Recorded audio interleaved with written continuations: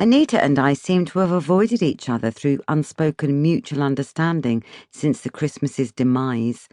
I'd seen her from afar, strolling up to the tadpole pools near the Mitre pub at the north end of the village, arm in arm with Sherry, as fat Sally waddled after them, pathetically trying to keep up, snuffling and wiping her nose on her cardigan sleeve. I noticed Anita often did this, played off one girlfriend against the other, so it was rare that all three girls walked together in the same harmonious pace.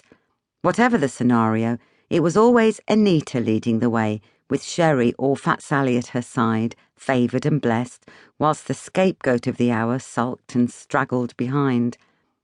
I wondered what would happen if I joined the group, if the foursome would split off into twos, who would then declare all-out war.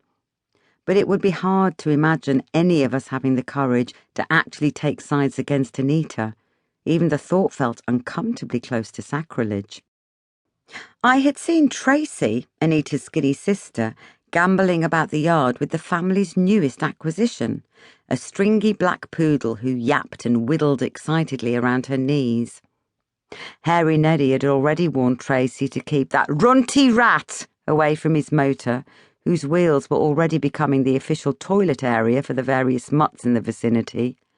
But as Tracy's dog seemed to keep up a constant stream of pee, regardless of where it happened to be standing, this was not really a problem.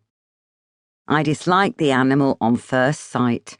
Compared to the other neighbourhood dogs, Blaze, the mad collie who raced alongside cars as they passed the park, only just missing their wheels, Patch, Carl and Kevin's ancient retainer mongrel, who did nothing much but sit in a corner and drool, and Shandy, the Mad Mitchell's perky white hound, Tracy's dog was a characterless apology for an animal.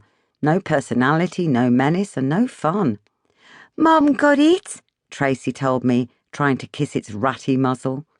I stepped back slightly, even though I was in my red wellies, not wanting to get sprayed, and wished that Butch had been around to see off this canine catastrophe. Butch, that was the name we'd given him, had been a psychotic stray who had wandered into the yard just as the new school term had started.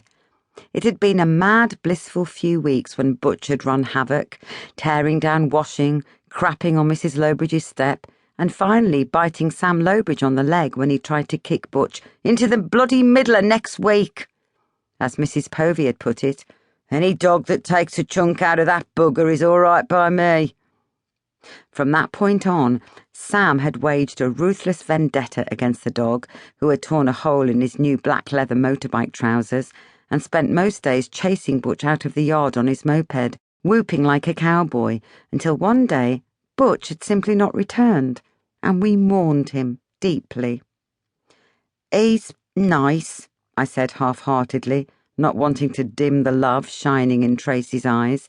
"What's his name?" As if on cue, Deirdre appeared on her stoop and leaned over, patting her hands on her chubby knees to beckon the dog. "Nika! Nika! Here, darling, come to Mummy!" My mummy nearly choked when I told her what the Rutter's new pet was called. She told Papa, and he laughed uproariously. "It is not amusing, Sham. These no good ignorant English. What kind of name is that to say in front of your children, anybody's children?" "They don't know it's an insult," Papa replied. "You remember when we went into that paint shop, they had a colour called Nigger Brown, and you complained. The shopkeeper was most apologetic. 'Black, brown, what does it matter?' Mama continued. 'Just because we are not black, it's still an insult. Have you ever seen any white paint called honky with a hint of white, huh?' You ask any man on the street to tell the difference between us and a Jamaican fellow, he will still see us as the same colour, Daljit," Papa finished off, returning to his paper. From that day on, Mama decided that Deirdre would not be one of the many beneficiaries of her impeccable manners and warm social chit-chat. Of course, to the untrained eye, Mama did not treat Deirdre any differently. She still smiled and nodded when they passed each other in the yard to hang out washing, or when we were returning from parking our Mini in the garages near the old pigsties. But I knew what Mama's polite smile meant, what the layers of subtext beneath it were.